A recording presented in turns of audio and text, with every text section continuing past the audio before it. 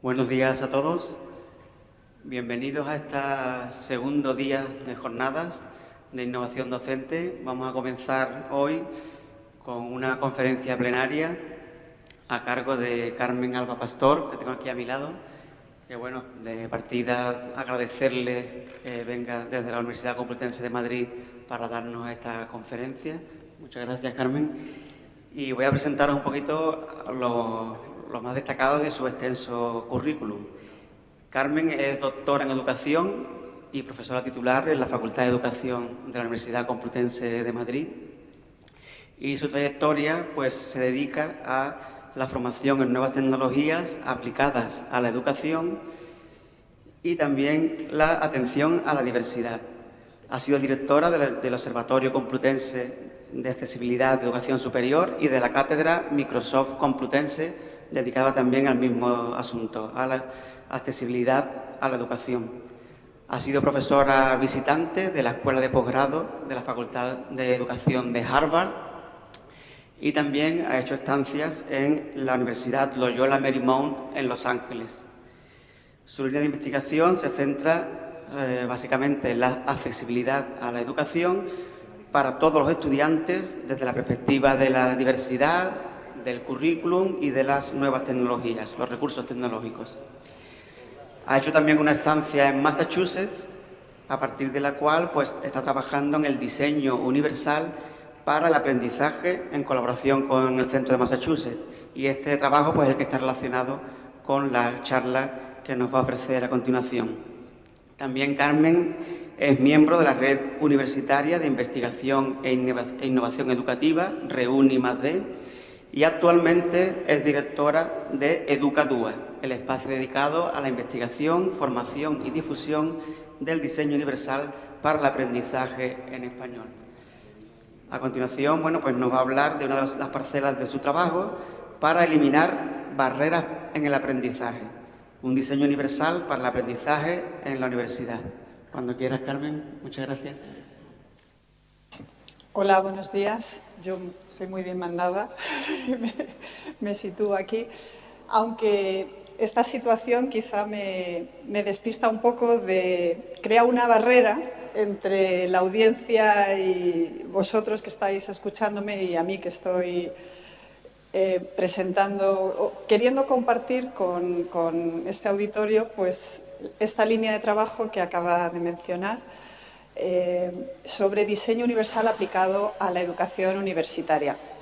En primer lugar, quiero agradecer a los organizadores que hayáis contado conmigo y poder participar en estas jornadas y a todos los que habéis, siendo julio, las fechas que estamos, pues que estéis aquí y podamos compartir y presentaros la línea de trabajo en la medida que ello pueda ayudaros a tener pues un marco en el que inscribir o en el que conectar todas estas actividades de innovación que estáis preparando y que se presentan en estas jornadas y que son a cada una más motivadora o más mostrando la cantidad de cosas y esfuerzo que hay por parte de los docentes por mejorar la práctica, porque los alumnos aprendan mejor.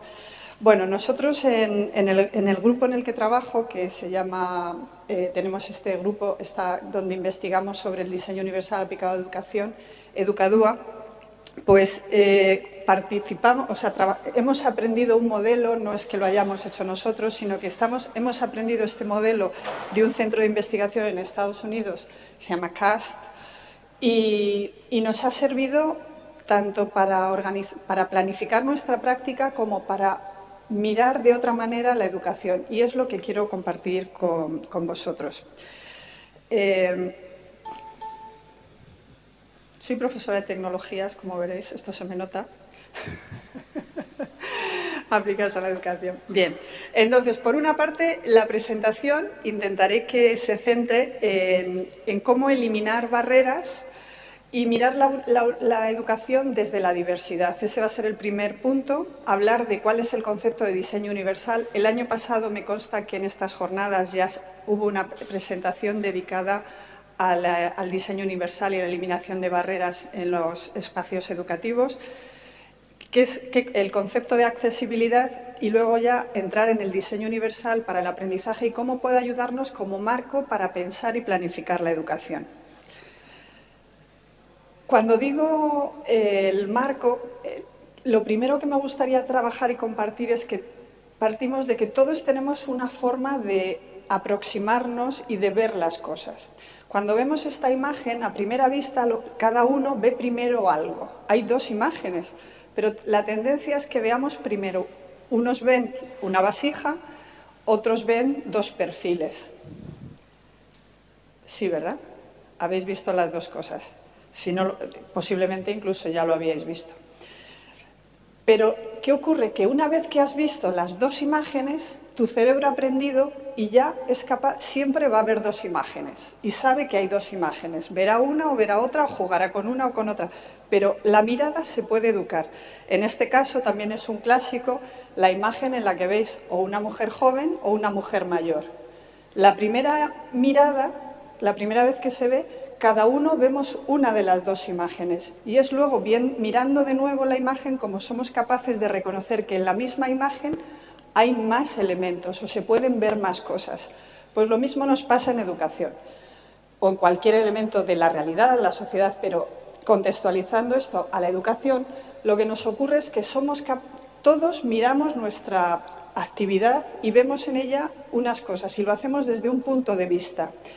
Nosotros lo que generalmente la imagen más extendida es lo de hablar de educación, imaginarse a todos los niños así en fila o a todos los estudiantes en la universidad sentados en filas. De hecho, nosotros todavía tenemos pupitres que están anclados al suelo, entonces todo el mundo está alineado y hay un profesor que expone y los alumnos se supone que reciben. Ese es un estereotipo que tenemos, pero la realidad ya no es así. Ese estereotipo convive con la realidad de las aulas y es que en las aulas eso puede ocurrir, pero también ocurren muchas otras cosas. La educación es mucho más compleja y más variada. Y cuando hablamos, si estos contextos además tienen tecnología, también se repite la misma imagen. El pensar que los estudiantes se sientan en fila delante de un ordenador, todos tienen lo mismo en la pantalla y van a interactuar con la información de la misma manera. Y nada más lejos de la realidad que esa situación. Estéticamente puede que haya aulas donde los ordenadores están alineados, los alumnos están alineados, pero seguramente lo que está ocurriendo en las pantallas, salvo que haya un mecanismo de control, no es lo mismo. En cada pantalla seguramente habrá un elemento, pero además hay un elemento invisible que es lo que ocurre en la cabeza de los alumnos. Cada alumno estará procesando la información de una manera diferente, porque cada uno es único. Esta variabilidad no es, digamos, ilimitada. Hay una cierta variabilidad en una serie de componentes, pero lo que sí sabemos es que cada uno va a procesar la información y va a interactuar con la información y con los recursos de una manera personal. Y eso no es malo, simplemente es como es la realidad. Porque si hay algo que me gustaría destacar es que en la enseñanza nosotros tenemos que trabajar en entornos muy complejos. Y lo que hemos es intentado simplificar la realidad para sentirnos más cómodos, pero no es porque la realidad sea más simple y porque los alumnos sean uniformes o procesen todo de la misma manera, sino que eso nos ayuda a sentirnos como aparentemente más cómodos. Mi propuesta o nuestra propuesta desde este momento y desde esta perspectiva es que nosotros trabajamos en ese entorno de complejidad y hay que saber mirar y trabajar en esa complejidad sin que eso sea un elemento que nos distorsione, simplemente ser realistas y trabajar desde esta complejidad. Una vez que encontramos dónde está Wall-E, siempre lo vamos a identificar, aunque vemos que hay líneas rayadas que nos pueden confundir, pero una vez que encontramos a Wall-E, nuestro cerebro ya ha aprendido y ya sabemos dónde está Wall-E, quién es Wall-E y qué es lo importante que tenemos que hacer. Digamos que el principio sería que lo raro no es la diversidad, sino que la diversidad es la norma. Lo que no existe es el alumno tipo. Desde siempre se utiliza en educación, planificamos para el alumno tipo, pero lo que es el tipo, lo que es la norma realmente dentro de la educación es que haya diversidad. Diversidad, pues hay diversidad que se deriva y cada vez más en la universidad pues de la presencia de culturas diferentes, alumnos que vienen con formación bastante diferente, ya no hay una uniformidad en la formación que traen los alumnos, culturas y lenguas diferentes, alumnos con necesidades especiales pues que puedan tener discapacidad visual o problemas cognitivos o problemas de aprendizaje, enfermedades mentales. Sabemos que nuestros contextos son muy diversos, fruto de muchos elementos, pero lo que es una norma es que hay diversidad. Y eso lo que obliga, como en la arquitectura, es que cuando somos conscientes de que existe la diversidad, después tenemos que ir haciendo adaptaciones o modificaciones para responder a esa diversidad, porque no tenemos un planteamiento que parta de la diversidad y tengamos en cuenta todos estos elementos a la hora de hacerlo. ¿Qué ocurre? Este proceso pongo la arquitectura como referencia porque es muy evidente y todos habéis visto cómo muchos edificios se han tenido que adaptar para hacerlos accesibles a la diversidad. Y ha supuesto un doble proceso, uno el que se construyó y otra la dificultad de adaptarlos, a veces de manera poco acertada, o sea que se crean rampas que son imposibles de utilizar o se crean espacios que no terminan donde deben. El concepto del diseño universal lo acuñó o lo formuló por primera vez un arquitecto en Estados Unidos que se llama Ron Mays, en 1985, que él, como arquitecto, con una paraplegia con un problema motórico, utilizaba silla de ruedas y se daba cuenta de que los espacios no eran accesibles y que necesitaban ser adaptados posteriormente para que él, que iba en silla de ruedas, pudiera utilizarlo.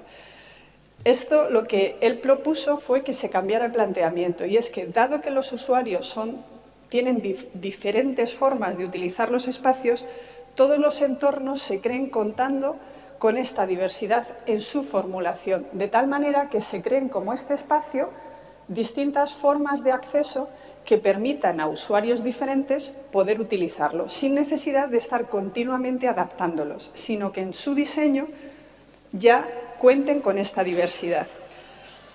Aquí en Cádiz tenéis esta plaza que sé que la han reformado hace poco y es plenamente accesible, ya uno puede ir con el carrito, puede ir con silla de ruedas, etcétera. Pero en muchos sitios lo que se hacen son edificios que tienen rampas y escaleras, ascensores y rampas, escaleras y rampas.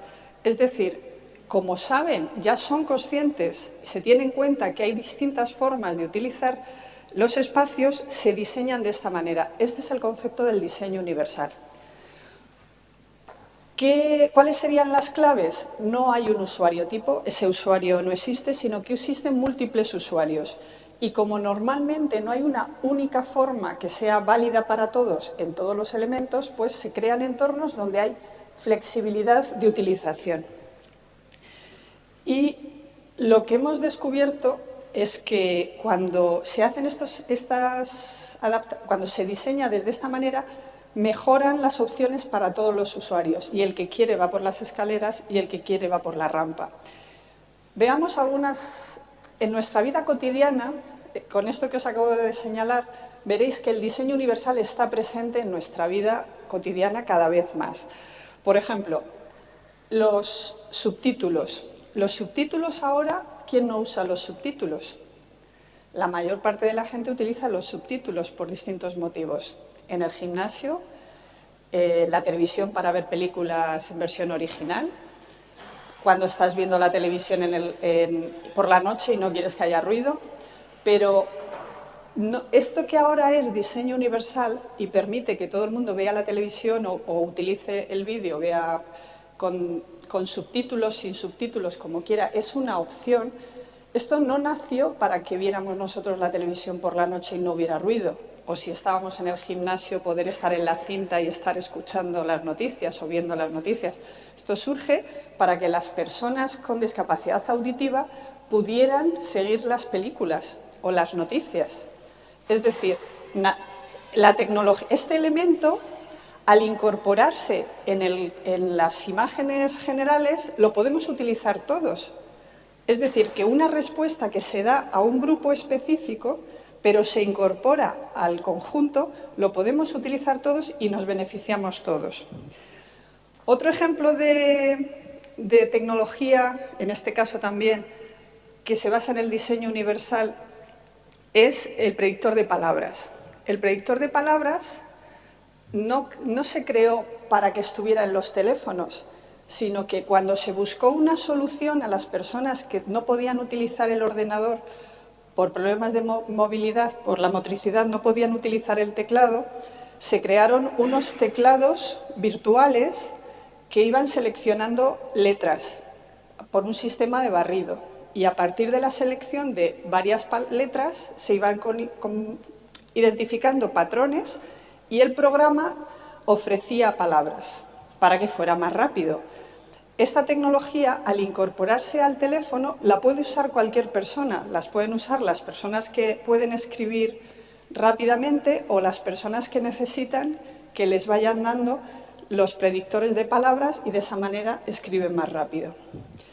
O, por ejemplo, las tecnologías de reconocimiento de voz. Todas estas tecnologías que nos permiten utilizar las máquinas por voz, bien sea porque preguntamos a Siri que nos diga dónde está el restaurante más cercano, o porque dictamos y nos escribe, tenemos una máquina de dictado, o al contrario, que convierte el texto en voz. Todas estas tecnologías nacen como respuesta a una diversidad. Las personas con discapacidad visual necesitan un conversor texto a voz para poder escuchar la información que está en la pantalla.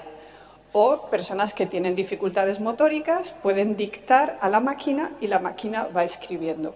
Esto que surge para personas que, digamos, que estarían fuera de lo que es la norma, cuando eso se incorpora a los diseños generales, los puede usar todo el mundo. Los puede usar el que puede escribir y el que no puede escribir, el que tiene prisa, el que está conduciendo y quiere buscar y no puede escribir en ese momento.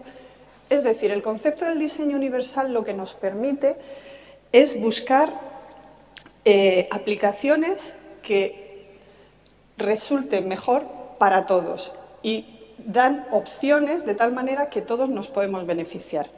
Yo he estado mirando un poquito en la página de la Universidad de Cádiz. La Universidad de Cádiz tiene su página web donde tiene su compromiso con la accesibilidad, porque los servicios, entre ellos la educación, los campus virtuales, las páginas web, tienen que ser accesibles para todas las personas. Y hay unas pautas de accesibilidad que, por ejemplo, la Universidad de Cádiz pues también cumple con ellas. Es decir, el diseño universal se busca que todos los usuarios puedan utilizar su página web. Aunque, y hay unos servicios de atención a la discapacidad que permiten que los alumnos que tienen problemas o necesidades especiales recibir una serie de adecuaciones, servicios, formación al profesorado, que permita que estos alumnos también participen de la educación en la universidad y participar de todo, puedan acceder a la educación y al campus en general y a todos sus servicios. Es decir, en general, la accesibilidad se ha estado identificando con discapacidad, pero realmente hay muchos más estudiantes que tienen necesidades o dificultades o que no tienen el éxito o no logran aprender tanto como podrían, quizá porque los planteamientos que tenemos en la educación universitaria tienen también este modelo de primero diseñamos para el estudiante tipo y luego hacemos adaptaciones. El problema es, por ejemplo, que solamente en este tiempo de multialfabetizaciones la formación sobre todo se basa en textos todavía y no solamente a la hora de recibir la información, sino que a la hora de producir la información, de demostrar que se ha aprendido o las actividades que se realizan para aprender están sobre todo basadas en el aprendizaje textual, en los materiales impresos y la escritura. Y no todo se transmite por esa vía, ni esa es la mejor fórmula para todo. Y luego además hay mucha rigidez en el diseño del currículum. Y es que tendemos, poniendo un símil, muchas veces nos planteamos la educación como si fuera una línea única donde todos los alumnos empiezan en el mismo punto, atraviesan el mismo recorrido y llegan al mismo punto. Y yo creo que cualquier persona que ha estado en un aula sabe que este modelo le falta, es como el diseño, lo que decíamos del momento previo al diseño universal. Nuestra realidad tiene más que ver con alumnos que vienen de procedencias diferentes y que en el sistema lo que logramos es homogeneizarlos, que pasen por un proceso, porque es cierto que en la universidad transmitimos unos conocimientos válidos y queremos que se logren unas competencias y unas destrezas determinadas. Pero si reflexionamos, nosotros tendríamos que plantearnos la educación de un modo más flexible, que tuvieran más que ver no con unas entradas diferentes y que luego homogeneizamos, sino que en estos momentos, con la incertidumbre de qué es lo que van a tener que resolver las personas a las que estamos formando, tendríamos que tener en cuenta que les deberíamos preparar para una sociedad donde la información ya no se transmite solamente por los textos. Hay múltiples vías de enviar la información, de procesar la información, pero sobre todo que además del conocimiento tácito, el conocimiento que está asentado y que es válido y valioso, tenemos que prepararles para que sean capaces de responder a incertidumbres, a nuevos problemas y a ser capaces de dar soluciones creativas. Y eso es muy difícil solamente pidiendo que resuelvan problemas que ya tienen solución, sino que tendremos que buscar que la educación tenga más que ver con reconocer que nuestros estudiantes tienen distintos orígenes, tienen distinta formación, tienen distintas fortalezas, distintas limitaciones, distintas preferencias, y que todo ello debe interactuar con este símil del plano de metro. Pueden recorrerlo por distintos itinerarios, llegar a un punto común que pueda ser la base común, pero que también tengan posibilidad de desarrollarse de acuerdo a su potencial, que será lo que les permita tener una seña de identidad, una autonomía, una madurez profesional. Porque si todos les hemos encorsetado a lo mismo, nos van a faltar profesionales creativos. Bien, pues este cambio en la mirada, pasar de una línea común a planteamientos más que respondan al diseño universal y tengan en cuenta la diversidad, la flexibilidad, aplicado al ámbito de la educación, es el diseño universal para el aprendizaje, que trata de cómo hacer accesibles los contextos y los procesos educativos.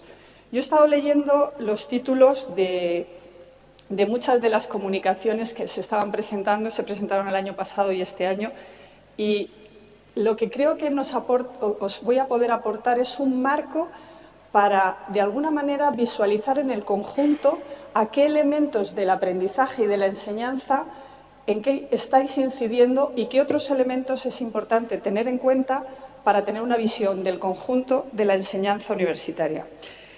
El diseño universal para el aprendizaje surge en Estados Unidos a mitad de los años 80, y estos 4 personas, Ann Meyer, David Rose, Grace Meo y Skip Stoll, son los 4 científicos que trabajaban en el Hospital Infantil de Boston en estos años, trabajando con niños con discapacidades, y su función era hacerles diagnósticos y hacer recomendaciones y adaptaciones curriculares para que pudieran participar en el currículum general.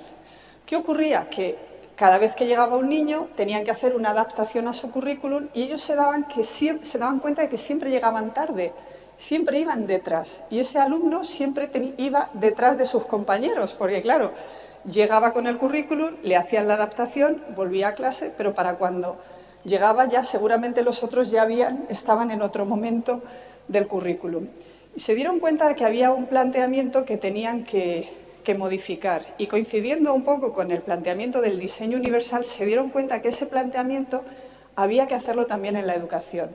Y era que ellos necesitaban diseñar el currículum para responder a los estudiantes y a esa diversidad, que lo que no podía hacer era siempre estar un equipo de personas o un profesor que estuviera sistemáticamente haciendo adaptaciones a cada elemento o para cada alumno que tenía necesidades.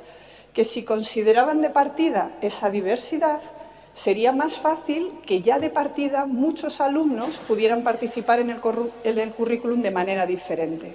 Entonces, con esta hipótesis por bandera, empezaron a desarrollar e investigar.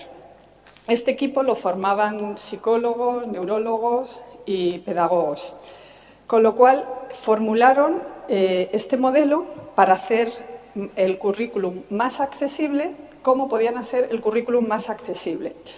Y se basaron sobre todo en los avances de la neurociencia, especialmente en lo que es el diagnóstico por la imagen, que permite ver cómo funciona el cerebro y de alguna manera confirmar prácticas que estaban ya y que habían señalado autores como Vygotsky, Bloom, o que muchos docentes han señalado, se han mantenido dentro de la educación, pues los aspectos afectivos, los aspectos procedimentales y los aspectos cognitivos, el conocimiento, los procedimientos y los afectos.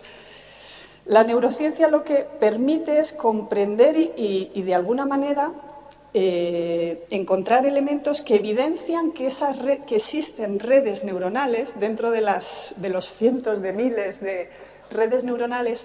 Existen 3 grupos neuronales, tanto en las neuronas como en los grupos de redes neuronales, que fundamentan que existan esta diferenciación. Son las neuronas o las redes neuronales que tienen que ver con lo afectivo, con lo motórico y con lo procedimental. Por otra parte, esto coincide con un momento en el que la psicología reconoce, por ejemplo, pasamos del momento o del concepto de inteligencia única a la aportación de las inteligencias múltiples que hace Gardner. Es decir, ya no la inteligencia no es un constructo único, sino que la inteligencia es un constructo mucho más complejo y hay distintas formas y hay sistemas diferenciados de aprendizaje que hace que combinemos el aprendizaje social con el aprendizaje motórico, musical, etc. Esas son las teorías. También es el momento en que las tecnologías se empiezan a popularizar. Ya tenemos ordenadores individuales, ya podemos tener acceso a ordenadores, con lo cual las tecnologías se convierten en un aliado para poder enriquecer los procesos de aprendizaje y desde la práctica educativa se facilita información para construir esta teoría y consolidar que hay prácticas educativas que apoyan el aprendizaje de ciertos componentes, como vamos a ver ahora. Por ejemplo, cuando hablábamos de cómo el diagnóstico por imagen nos estaba aportando información, una curiosidad, pues la misma persona haciendo tareas diferentes, la parte iluminada es donde hay consumo de glucosa por parte del cerebro al hacer esa tarea. La misma persona haciendo lectura, hay una cierta actividad. La misma persona escuchando, se ilumina una zona diferente, hay más actividad. Cuando le preguntamos que nos dé una respuesta a algo que simplemente responder a una pregunta, se ilumina otra zona diferente. Y si os fijáis, cuando más actividad neuronal hay, es cuando se le pide que explique algo o que enseñe a alguien a hacer algo. Eso coincide con nuestra experiencia y con muchas de vuestras propuestas. El aprendizaje activo, cuando le pedimos a los alumnos que hagan algo que les supone una elaboración profunda de la información, pone en actividad las neuronas y es cuando se crea realmente el aprendizaje. Se van creando las conexiones, se van creando los caminos que hacen que se produzca el aprendizaje. Y eso tiene mucho que ver con el tipo de situaciones de aprendizaje en las que ponemos a los alumnos. Lo mismo que esto es la suma de las muestras que se recogen de los estudiantes, de 20 estudiantes, los cerebros de 20 estudiantes, cuando tienen que hacer un examen, aquí, después de estar sentados, y aquí después de 20 minutos de actividad física. Es decir, ¿veis la situación? O sea, son elementos que no van a determinar nada, lo que pasa es que nos informan de cara a las decisiones que nosotros tomemos en nuestra práctica didáctica. Entonces, con estos conocimientos de la neurología, ellos identifican o se centran en 3 grupos de redes neuronales. Las redes neuronales que tienen que ver con la presentación de la información, las redes neuronales que tienen que ver con la motivación para el aprendizaje y la implicación en el aprendizaje, y las redes neuronales que tienen que ver con las acciones para aprender y para demostrar que se ha aprendido. Las redes afectivas, aunque generalmente hablamos de los elementos afectivos como al final del proceso, como si fuera un elemento accesorio, justamente es todo lo contrario. Son redes que son transversales y lo afectan todo en el aprendizaje. Si no hay una buena actitud, no hay una motivación para aprender, es muy difícil que generemos que el alumno se implique en el aprendizaje. Por lo tanto, hay que activar las redes afectivas para conseguir que los alumnos crear un entorno que permita que los alumnos se impliquen en el aprendizaje. Y tiene que ver generalmente con poder elegir, poder tomar opciones, la confianza en uno mismo, el feedback, la capacidad de determinación y reflexión. Las redes de reconocimiento tienen que ver con la fase de, una vez que el alumno está motivado, o si el alumno está motivado, tenemos que garantizar que la información les llega, porque la información que no llega al cerebro, no se comprende o no se puede integrar, es como si no existiera. Es decir, hay una fase de nuestro trabajo que tiene que ver con cómo creamos situaciones de aprendizaje que permitan que la información llegue al cerebro por vías perceptivas, pero además se comprenda y se pueda integrar a los conocimientos previos. Y el tercer grupo de redes, que son las redes estratégicas, tiene que ver con en qué situación ponemos a los alumnos para que aprendan. ¿Qué tienen que hacer los alumnos? ¿Con qué medios tienen que utilizar para interactuar con la información y que se convierta esa información en aprendizaje? Y además, cómo les pedimos que nos lo demuestren, porque también esto es importante. Bien, este conjunto es el modelo.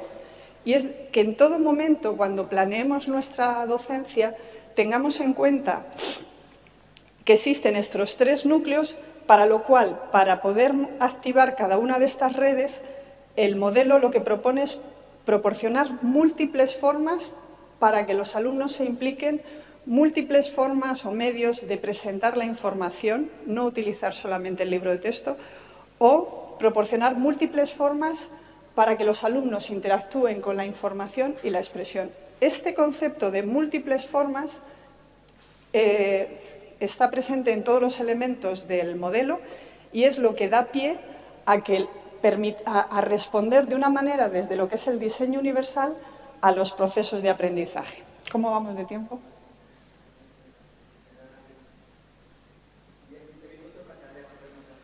Vale, bueno, pues entonces voy más deprisa o más despacio, porque ahora tendría que pasar a contaros. Y esto me diríais, ¿pero esto cómo lo haces? ¿O qué han dicho las evidencias científicas o qué dicen los profesionales que contribuye a que esto se logre?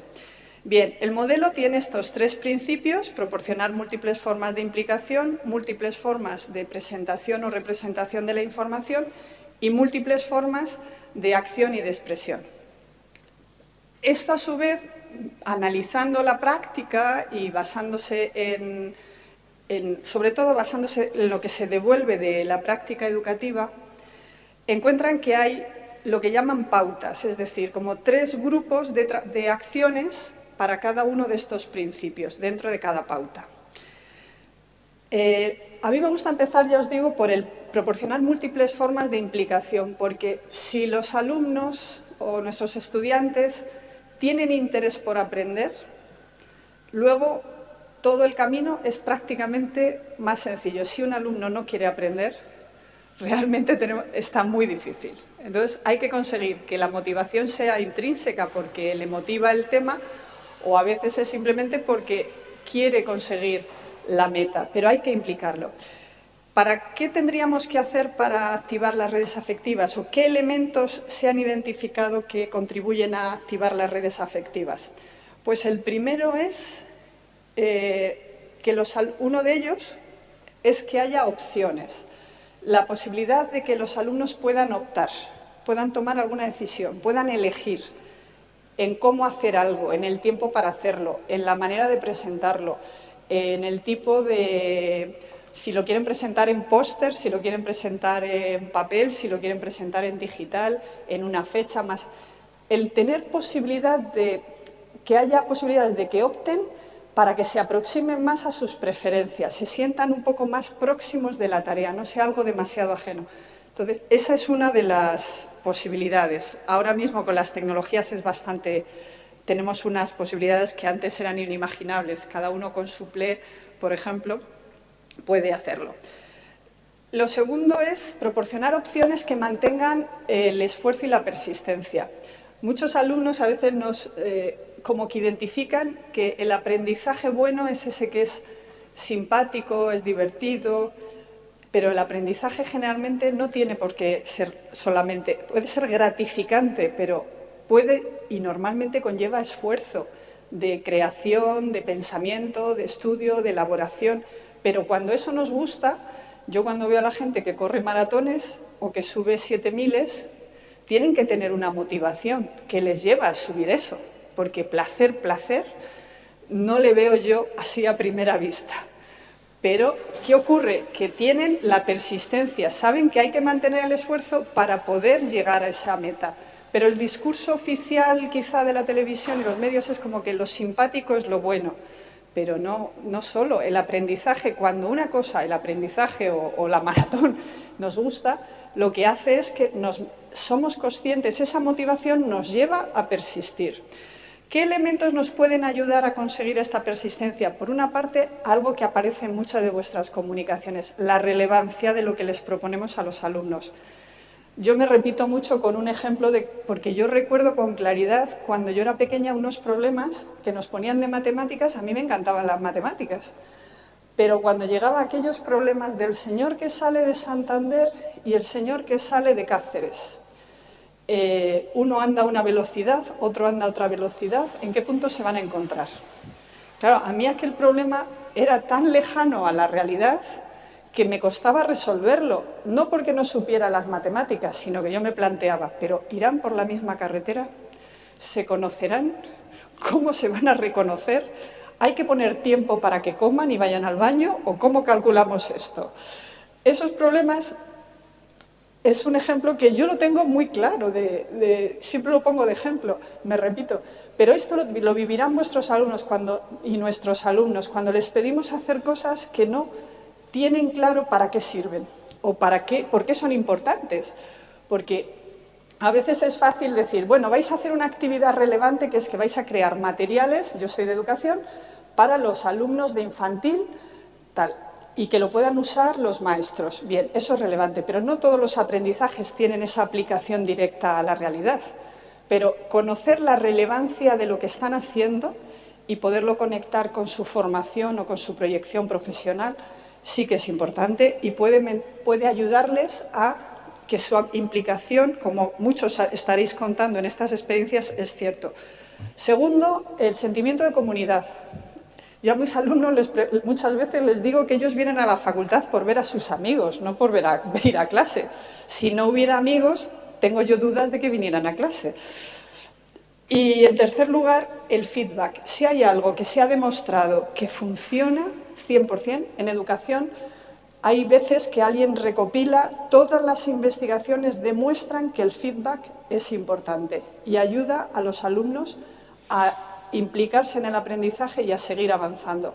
Saber dónde están, qué es lo que han hecho mal, qué es lo que han hecho bien, hacia dónde tienen que ir y qué tienen que hacer. El feedback está demostrado, todas las investigaciones coinciden en que el feedback formativo, explicativo, próximo, es motivador y es enriquecedor. También es importante y está muy poco reconocida la importancia de trabajar con nuestros estudiantes la autorregulación, los procesos reflexivos, la autoevaluación, el reflexionar, el conocerse y hacerse fuertes para poder mejorar, saber cuáles son sus puntos débiles, cuáles son sus carencias, dónde tienen que mejorar. Y, por ejemplo, hay muchas tecnologías que les pueden ayudar a ser más organizados, a sistematizar, etc. El segundo núcleo de las redes, el segundo grupo de redes neuronales sería proporcionar múltiples formas de presentación o de representación de la información para activar las redes que tienen que ver con el reconocimiento. Es otro grupo, aunque todo está interconectado dentro del cerebro, pero este grupo de redes neuronales tienen que ver con cómo presentamos la información a los alumnos. Asegurarnos que llega al cerebro. Y todos sabemos que cada uno tenemos preferencias. Todos los que estamos aquí, unos somos muy auditivos, otros son más kinestésicos, necesitan hacer las cosas para aprender, otros necesitan ver los contenidos para poder aprender, otros solamente lo oyen, a otros lo que les enriquece es lo audiovisual, la conexión. ¿Por qué? Porque cuando estamos ofreciendo la información por un canal o por otro, lo que estamos haciendo es que la información tenga que utilizar un canal u otro para llegar al cerebro. Y todos tenemos unos que dominan unos canales sobre otros, o tenemos preferencias, o hay personas que el único que tienen, por ejemplo, pues el visual frente al auditivo.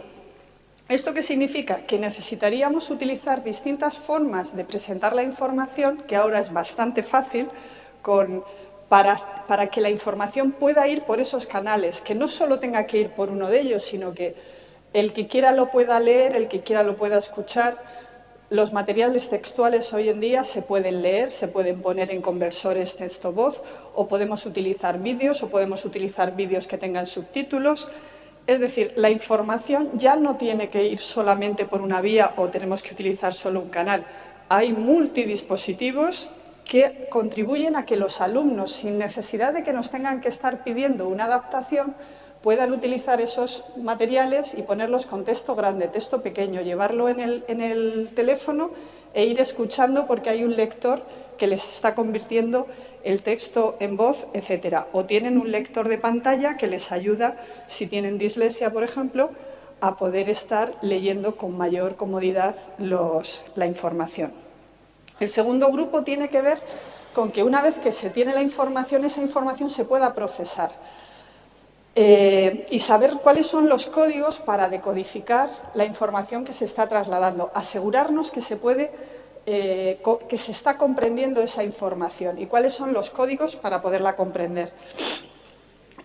Yo en esto pongo el ejemplo de que hay personas que a mí me fascinan porque cuando ven una partitura, ellos escuchan música. O cuando los matemáticos o los químicos veis formulaciones, vosotros veis cosas. Yo veo letras, H2O, bueno, hasta ahí llego.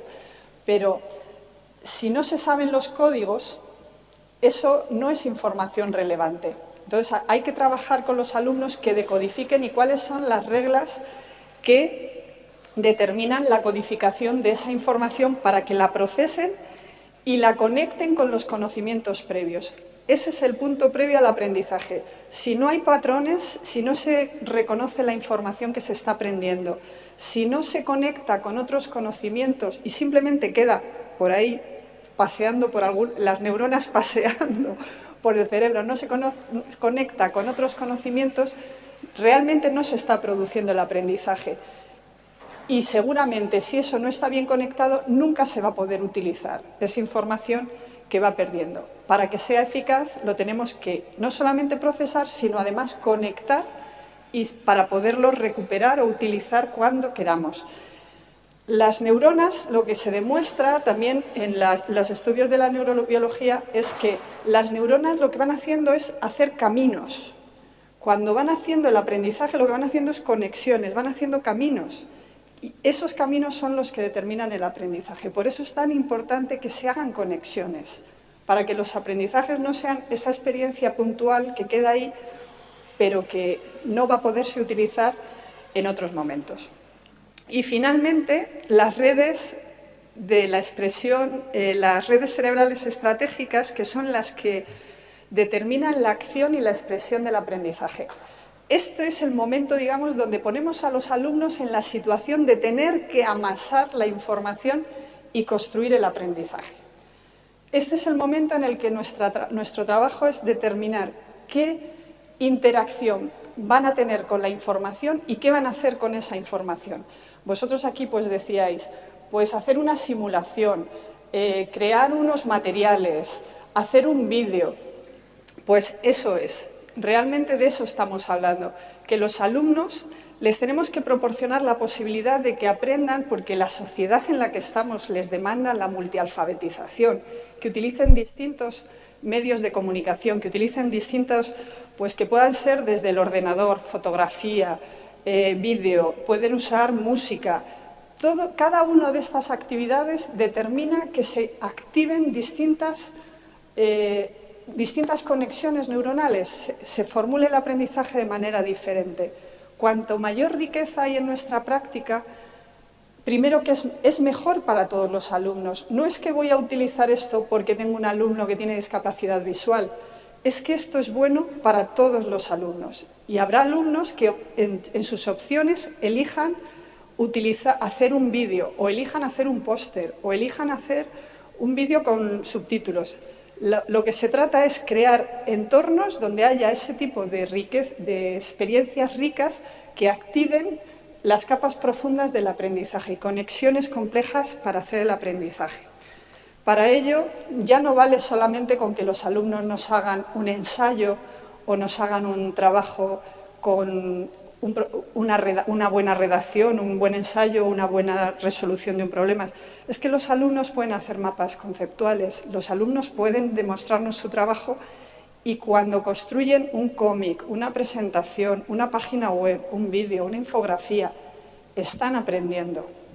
Pero están aprendiendo de una manera muy compleja, porque están poniendo en conexión muchos elementos, distintos sistemas de codificación, distintos lenguajes, y además estamos fomentando la pertinencia y la coherencia con los tiempos en los que son ellos estudiantes y van a ser profesionales que van a tener que manejar estos lenguajes con los conocimientos que nosotros como profesores o como generaciones anteriores les estamos transmitiendo. Y finalmente, y este es un elemento que no es ocioso, no sé cuántos de vosotros os habréis encontrado que nuestros alumnos cuando llegan a la universidad no tienen realmente buenas funciones ejecutivas, no tienen buena capacidad de planificación, de organización del tiempo, de planificación para lograr una meta y que ellos entiendan que su aprendizaje está vinculado con eso, que ellos van a tener que trabajar desde esa perspectiva estratégica, sea una asignatura cuatrimestral o sea el proyecto fin de carrera. Pero estas son tareas que ellos en muchos de los casos no se han trabajado y nosotros tendríamos que incorporarlo para que tengan una gestión eficiente del tiempo y sepan planificarse de acuerdo a los contenidos que tienen que aprender y saber manejar variables, tiempos, organización. Este es uno de los elementos más complejos a lograr en el aprendizaje. Y mi experiencia es que mis alumnos, en general, no lo tienen desarrollado. Es una carencia que generalmente vamos abandonando, o sea, nos dedicamos a los contenidos, pero esta es otra de los elementos que hay que trabajar con los alumnos, el proporcionar elementos para que sean estratégicos en su aprendizaje y luego, posteriormente, lo puedan llevar a su trabajo. Bueno, pues aquí, de alguna manera, simplemente me alegro mucho de compartir este modelo. Espero que os pueda ser de utilidad para compartir con vosotros el motivo de estas jornadas, y es mejorar la calidad de la enseñanza y los logros de los estudiantes. O sea, que seamos capaces de entender este concepto de diseño universal en nuestro trabajo, pensando no solamente, por una parte, en este modelo que nos puede ayudar a tener en cuenta los 3 componentes importantes de nuestro trabajo como profesores para los alumnos, pero también que cuando pensamos en cómo resolver problemas para algunos alumnos a los que no les estamos dando una buena solución, pensemos que si eso lo incorporamos al canal general, puede ser una mejora para todos los estudiantes. Y que esto no solamente se aplica se construye en cualquiera de los elementos de la práctica, tanto en la forma de organizar las clases, la forma de presentar los materiales, como estáis aquí presentando en las comunicaciones de ayer y de hoy y de mañana, o en la evaluación. Como os digo, este es el modelo, estos son los 3 núcleos de las redes neuronales, qué sentido tiene en la educación y qué sentido tiene en nuestra práctica, qué podríamos hacer o qué tenemos que tener en cuenta a la hora de hacerlo. Y termino diciendo pues, que el diseño universal lo que creo que os proporciona es un marco para crear unos entornos de aprendizaje que sean significativos, que sean relevantes para nuestros alumnos, complejos, que atiendan a la diversidad y que den a la universidad también de entornos flexibles, porque necesitamos que nuestros alumnos crezcan y sean creativos y respondan así a la sociedad que no sabemos que ellos van a tener que responder. Bueno, pues muchas gracias y estoy a vuestra disposición. Estamos este grupo.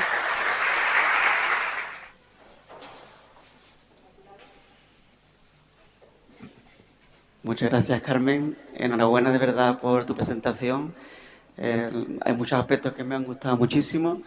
Por ejemplo, uno de ellos es que hayas centrado en algunos aspectos en la Universidad de Cádiz, hayas buscado información de la ciudad de Cádiz. Eso siempre hace acercarse mucho más al público. Se ve que han puesto mucho interés en hacerlo también como lo has hecho. También me ha gustado mucho la infografía que has utilizado. Eso es el mapa de la partida y la llegada del tren y luego la red de metro, pues muy explicativa, y creo que has conseguido perfectamente llamar nuestra atención en todos los aspectos. Tenemos unos minutos para cuestiones, preguntas que queráis hacer, aprovechando que tenemos a Carmen Alba Pastor aquí, que es experta en estos asuntos. ¿Alguna pregunta por la audiencia? Bueno, para comenzar yo tengo un par de preguntas. Hay una que quería... un tema que has tratado... Ah, perdón, ¿quieres preguntar?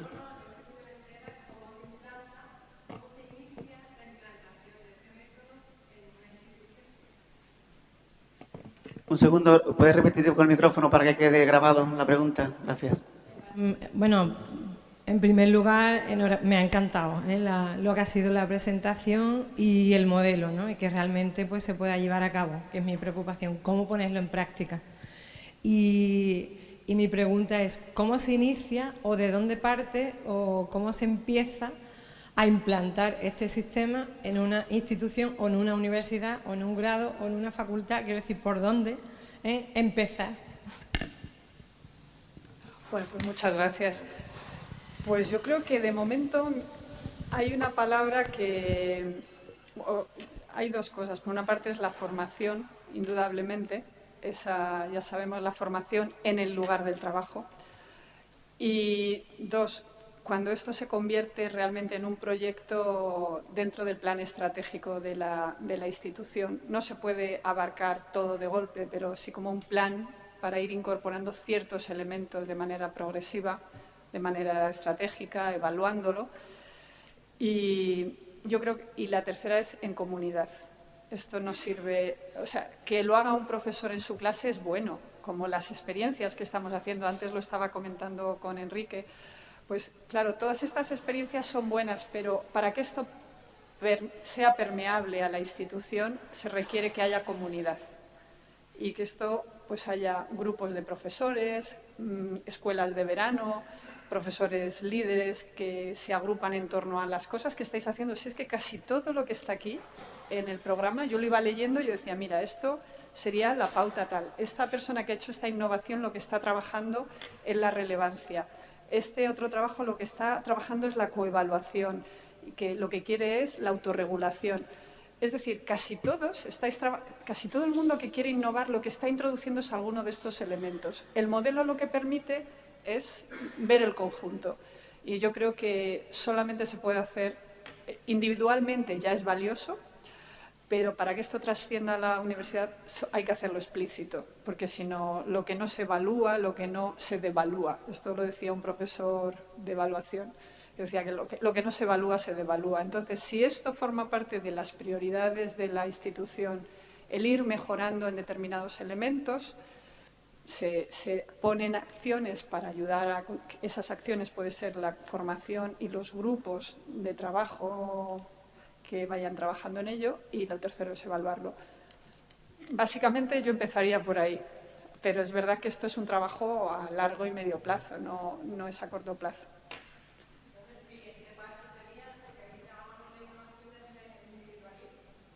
Porque todos nos motiva o nos, de alguna forma, y queremos aplicarlo en nuestra área de conocimiento, en nuestra asignatura, pero es un trabajo totalmente individual.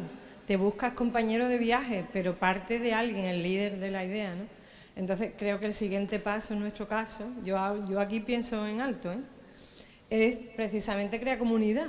Independientemente después veamos cómo lo evaluamos, porque nos interesa que no se nos devalúe, no porque realmente sea un control, un seguimiento, sino realmente porque nos interesa el feedback, ¿no? Pienso yo. Entonces, creo que, bueno, ya tenemos el primer paso, vamos por el segundo. Gracias. Muy bien. ¿Alguna otra pregunta? Enrique. Yo, antes que nada, agradecerte que hayas estado aquí con nosotros. Has dado una conferencia interesantísima, me ha encantado. Y yo quería preguntarte, es a modo de curiosidad, si todas estas teorías, toda esta, digamos, metodología que nos has explicado, vosotros allí en Madrid, ¿la incorporáis en el currículum de los alumnos de magisterio o es una cosa de investigación que no está incluida dentro del temario de alguna de las asignaturas? Es decir, ¿vosotros aplicáis esto con vuestros alumnos universitarios o enseñáis a los alumnos universitarios a aplicarlo con sus alumnos de instituto o de colegio? Pues tienes toda la razón. Hace muy poquitos años que estamos incorporándolo a la formación de los profesores, de los maestros. Pero es lo mismo que habéis señalado aquí. Si vuestra universidad es grande, la nuestra es mucho más. Y entonces dentro de la facultad hay grupos de profesores que sí que incorporan la flexibilidad. Y el campus virtual sí que está ayudando en muchos componentes. Por ejemplo, materiales accesibles, diseños accesibles, diferentes formas de presentar trabajos, sea en texto, sea en vídeo. Eso sí que sí que hay algunos profesores que lo hacen, pero no está generalizado, no.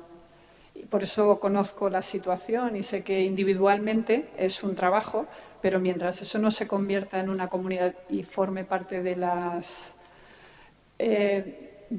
prioridades o de los planes, de los elementos estratégicos de la formación, no se va a conseguir. Mucho más allá de los alumnos que siguen trabajándolo. Eso sí que tenemos el feedback de los alumnos que continúan trabajándolo, que lo han incorporado a sus TFGs o que lo llevan a sus prácticas. Pero no, esto es incipiente.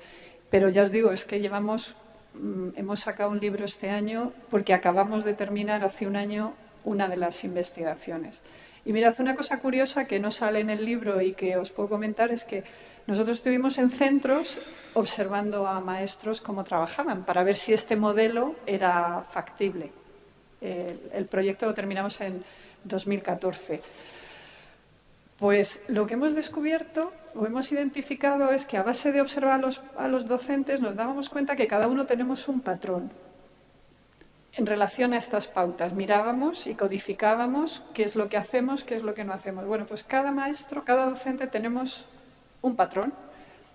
Y este modelo lo que nos ayuda es a reflexionar sobre en qué creemos que estamos haciendo, qué creemos que es importante hacer y luego realmente lo que hacemos en la práctica. Está en la línea de lo que tú dices. Y entonces, en esa línea estamos empezando a trabajar también para ayudar a nuestros alumnos a que identifiquen eso en los docentes y en ellos mismos. Pero no, esto está muy lejos de la realidad todavía, ¿eh? Bueno, esto es innovación, por eso estoy aquí, si no, no habría venido, no me habríais llamado. Muy bien, ¿alguna otra pregunta? Sí, por aquí, por favor.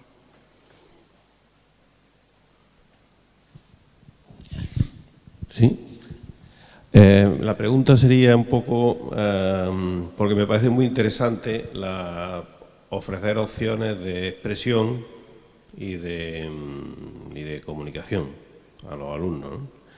Ahora bien, también es verdad que cuando evaluamos o planteamos un trabajo fin de grado, fin de asignatura o de máster, ponemos unas pautas, unos formatos de presentación, igual que a esta jornada, por ejemplo, pues hay que escribir en tantas páginas con este formato.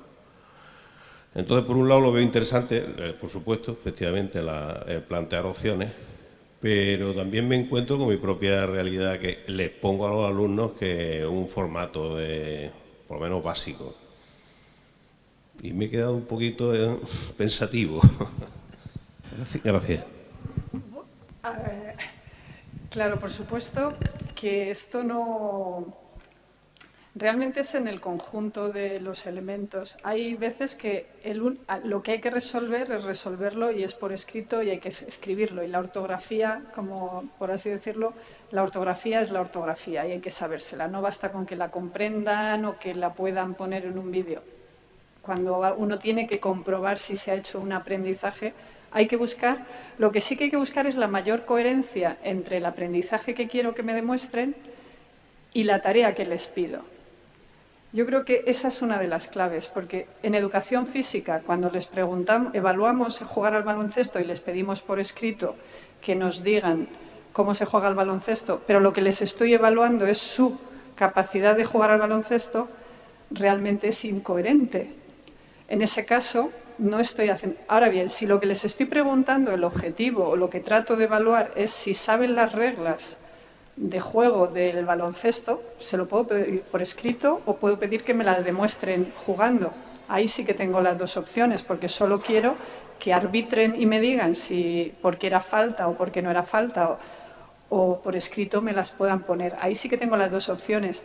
Pero si lo que quiero evaluar es si son capaces de jugar al baloncesto o en qué medida son capaces de correr, lo tengo que evaluar de esa manera, no puedo elegir muchas maneras. Entonces, no hay una única regla, pero yo creo que la coherencia es válida. Entonces, si el trabajo final es un trabajo de síntesis y el acuerdo de la facultad es que tienen que demostrar que son capaces de hacer una planificación, hay que hacer una planificación. Distinto es el día que lo que quieres evaluar es su competencia enseñando o su competencia haciendo una formulación o su competencia creando un vídeo. Claro, si eres de comunicación audiovisual, parece razonable que el producto final pueda ser un producto audiovisual con una explicación de cuál ha sido el procedimiento o cuáles son las técnicas que han utilizado. Ahí no tendría solo sentido que el producto audiovisual lo evalúe solo contándome qué película haría Almodóvar, sino Amenábar, cuando hace su película, pues que presente su película y me explique los pasos que ha seguido, si ese es el objetivo del trabajo fin de grado. Yo creo que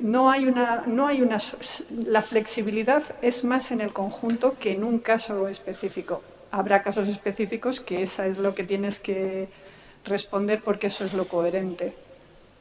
No puedo, ya más especificaciones que no habría, pero yo creo que la coherencia sí que es una buena reflexión. Muy bien. Una última pregunta, si es cortita, porque vamos ajustados de tiempo. Muy cortita. Bueno, antes que nada, muchísimas felicidades por la charla. A mí me ha encantado, doctora. De verdad que he tomado muchas notas y creo que le voy a sacar mucho rendimiento a la charla que ha dado aquí. Me ha tenido agarrado al asiento en todo momento. Mi pregunta, y visto que esto está empezando a implantarse por algunos pequeños núcleos, algunos líderes, sería si existen pruebas de eficacia comparativa de este método con respecto a otros. Nada más.